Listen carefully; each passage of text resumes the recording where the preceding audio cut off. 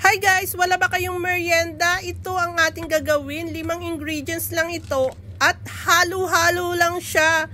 Napakadaling gawin at simpleng-simple. Madaling hanapin. Pwedeng-pwedeng sa handaan at pangmaritisan. Ayan, may coconut milk ako, 400 ml, condensed milk, big can. 2 evaporated milk na maliit, 159 ml yon. Tapos 200 grams na corn flour. Ipagsama-sama lang natin dyan hanggat malamig pa. Pag nahalo na ay isa lang sa apoy. Tapos maglagay ng 1 can corn. Optional lang yan pero masarap yung yung creamy niyan. Then halo-halo lang hanggang sa mag-sticky. Tapos 1 tablespoon margarine. Tapos hayan yung ating hulmahan.